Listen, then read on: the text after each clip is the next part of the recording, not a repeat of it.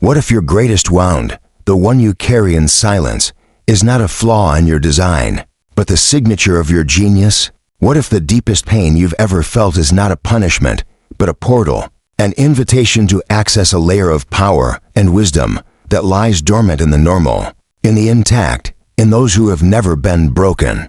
Modern culture has taught us to see the wound as a failure to be fixed, a shame to be hidden.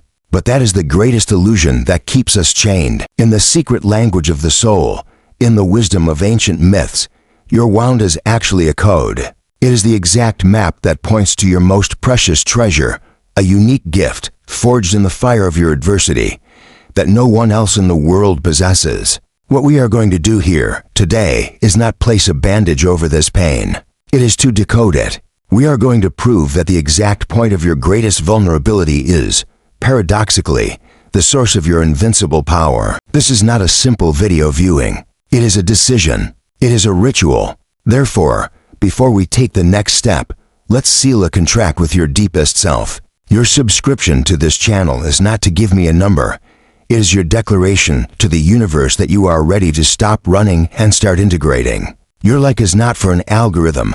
It is your yes to the truth that has begun to vibrate within you. And your comment with the word "I have awakened," not for others, but for yourself. It is your anchor, your ground zero, the first act of bringing consciousness to the journey. Do it now. This is the price of admission for the revelation that is to come. Before we are beings of flesh and blood, we are beings of stories. Our psyche is woven with the threads of archetypal narratives that have echoed since the dawn of human consciousness, and among them all, that of the wounded hero is perhaps the most fundamental and the most misunderstood. To understand its power, we must journey to the origin, to the world of myths, which are not fables for children, but maps of the soul. Think of the great pantheons, the Greek gods of Olympus, in their perfection and immortality, were distant, capricious, almost irrelevant to the human condition. What made them fascinating? Their flaws, their passions, their wounds. Hephaestus, the blacksmith god, lame and rejected, was the one who forged the weapons and wonders of the gods. His physical wound was the source of his creative genius. His pain compelled him to create beauty from raw metal and fire, a perfect metaphor for the sublimation of suffering. The wound humanized him, made him accessible and paradoxically indispensable. The same pattern repeats in Chiron, the wise centaur, the ultimate healer, who suffered from an incurable wound. His own immortal pain forced him to seek all existing knowledge of healing, not for himself, but for others. His inability to heal himself became the gift of healing for the world. He teaches the most profound lesson. It is your own wound that gives you the authority and empathy to guide others. Through the darkness, this archetype shows us that divinity, true power, does not lie in invincibility, but in the ability to transmute pain into wisdom. The wound is not a cosmic accident. It is a deliberate mechanism of the psyche to crack the shell of the inflated ego and allow a deeper, more compassionate consciousness to emerge. When you recognize your pain not as a personal failure, but as your own mythical initiation, your call to adventure, the entire perspective shifts.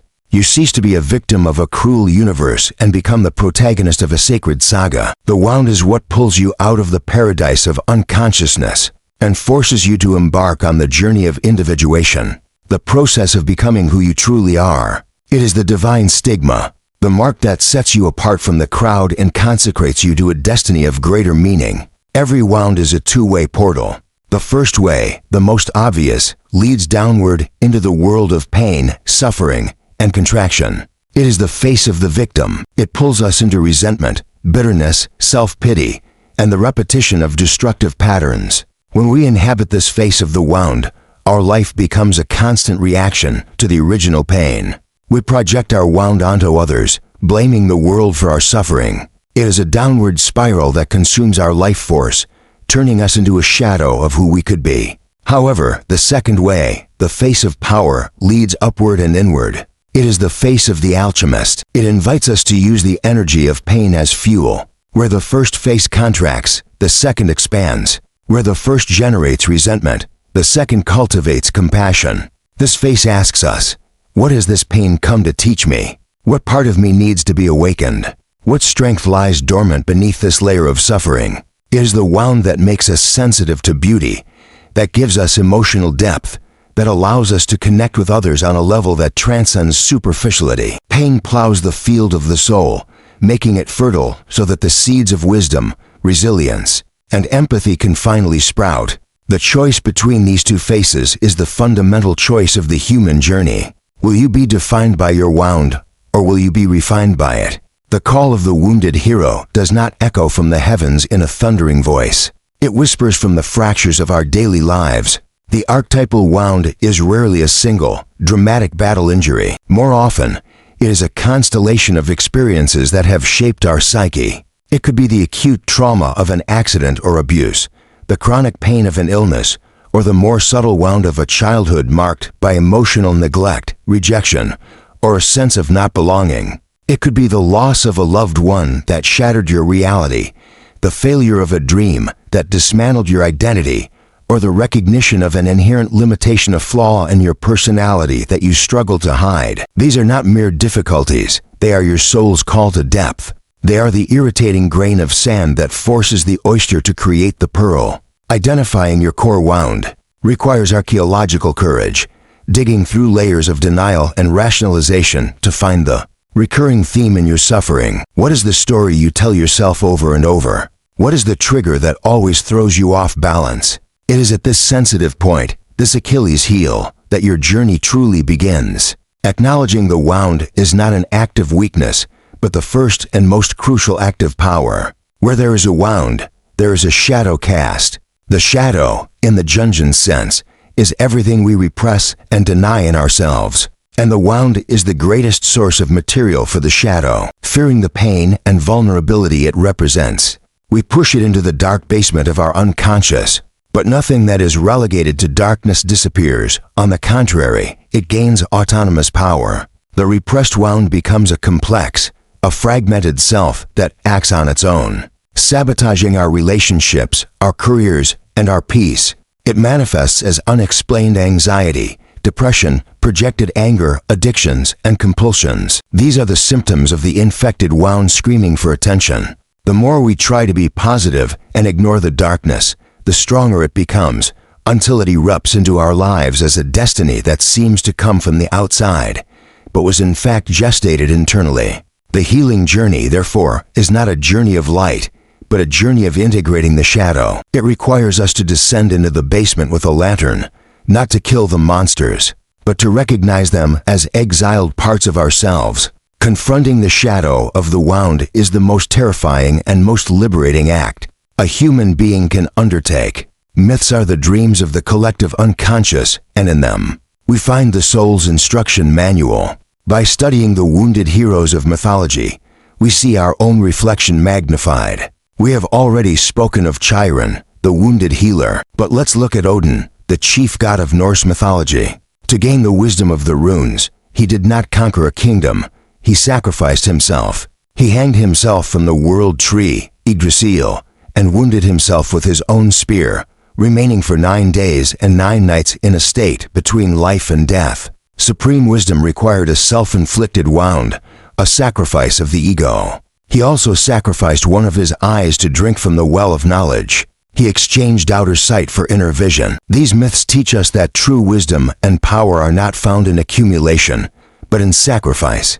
Vulnerability is not something to be avoided, but a portal to be intentionally passed through. Every myth of a wounded hero is an invitation for you to see your own life through a mythical lens, transforming your personal suffering into a chapter of a universal and timeless saga. Individuation, Carl Jung's central concept, is the lifelong process of becoming a complete, integrated, authentic individual, of becoming who you truly are. Separate from the expectations of society and familial projections. And the wound is, invariably, the catalyst for this process. A normal, comfortable life rarely forces us to question who we are. It is the crisis, the pain, the break, the wound that pulls us off autopilot. It forces us to descend from the surface of life into the abyss of our own unconscious. This descent, known in myths as the catabasis, is the hero's journey to the underworld. It is a period of chaos, confusion, and dissolution. The old self, with its certainties and defenses, must die. It is in this abyss that we confront our shadow, our deepest fears, and the truths we have avoided. It is a terrifying process, but it is only at the bottom of the abyss that we find the treasure, the self, our organizing center, the totality of our being. The wound is not the obstacle to individuation, it is the path. The ancient art of alchemy, superficially seen as the attempt to turn lead into gold, is, in its deepest essence, the most precise and symbolic map of psychological transformation. For the alchemist of the soul, the laboratory is their inner world, and the prima materia, the base substance of the entire work, is none other than their own suffering, their wound. Lead, heavy, dense, and toxic, is the perfect representation of raw, unprocessed pain, depression, trauma, grief, shame. Society tells us to get rid of this lead, to throw it away. The alchemist, however, knows that this is the only raw material with which they can work. Without lead, there is no gold. The first stage of the great work is the nigredo, the blackening.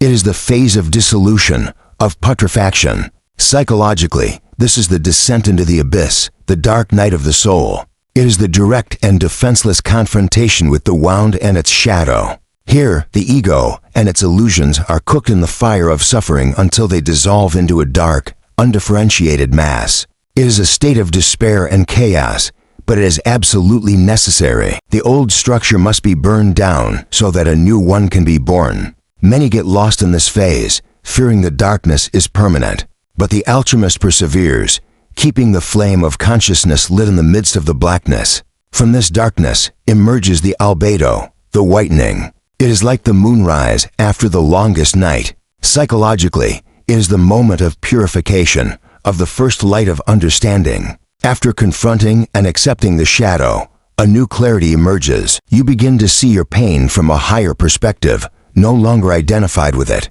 but as a witness. It is the phase of meaning extraction, where you begin to wash the ashes of the nigredo to find the first particles of silver, of self-knowledge. The pain still exists, but it no longer defines you. There's a separation, a peace born of acceptance. Finally comes the rubedo, the reddening, the final stage representing the union of opposites. It is the marriage of the sun consciousness and the moon unconscious, of the masculine and the feminine, of spirit and matter. Psychologically, it is reintegration. The self that descended into the abyss is not the same one that resurfaces. The new being is the alchemical gold, wisdom, compassion, and wholeness. The gold is not superficial happiness, but the ability to live an authentic life, carrying the light of consciousness and the depth of the shadow experience. The wound has not disappeared, but has been integrated. It has become the philosopher's stone, the substance that not only enriches the alchemist,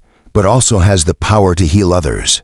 Your pain, when transmuted, becomes your medicine for the world. The final outcome of the wounded hero's journey is not a return to a normal state, but the emergence of a being with extraordinary capacities. The first and most powerful gift is radical empathy. One who has inhabited the depths of pain can recognize that same geography in another's soul. It is not a condescending sympathy, but a deep resonance, and I know. This genuine empathy is one of the most potent healing forces in the universe. The second gift is wisdom. Not the intellectual knowledge of books, but embodied wisdom, which can only be distilled through the experience of suffering. The wounded hero knows the difference between what is trivial and what is essential. They become a guide, a wounded healer, whose very presence serves as a testament that survival and transformation are possible. Their gift is not to eliminate the pain of others, but to help them find the meaning in their own pain, to navigate their own abyss. They do not offer easy answers, but sit with the other in the darkness, holding the lantern of hope and understanding. The archetype of the wounded hero resonates so deeply that it saturates our culture. From fiction to reality, think of Batman, whose wound the loss of his parents becomes the engine of his relentless pursuit of justice. He transforms his childhood pain into a protective force for an entire city, operating from the shadows to serve the light. In The Lord of the Rings, Frodo is wounded by the Morgul blade and the burden of the ring. He never fully heals and must depart for the undying lands. His wound is the price of his courage, a permanent reminder of the sacrifice necessary to save the world. In real life, we see figures like Nelson Mandela, whose wound of 27 years of unjust imprisonment was transmuted not into revenge, but into a force of reconciliation that healed a nation. Or Frida Kahlo, whose physical and emotional wounds became the raw material for her visceral and immortal art. These examples show us that the wound, when integrated, does not diminish us. On the contrary, it amplifies us, making our life and our work a source of inspiration and healing for the collective unconscious. The final stage of the journey is not forgetting or overcoming, in the sense of leaving the wound behind. It is integration. To integrate means to make whole. It is the act of embracing the wound as an essential part of who you are, without allowing it to define you completely. This is where the fundamental identity shift occurs, from victim to guardian. The victim is passive, things happen to them. The guardian is active, they become the caretaker of their own story, the curator of their own inner museum. They honor their scars as battle marks that testify to their resilience. They understand that the wound has given them a unique perspective, a sight that the unwounded do not possess. To integrate the wound means to live with it in a relationship of mutual respect. You learn its rhythms, its triggers, its needs, and in return, it offers you its gifts of depth and compassion. You are no longer governed by your story. You become its wise and conscious narrator. This is true power, true freedom, not the absence of pain, but the mastery of living a full and meaningful life, not in spite of your wounds, but because of them.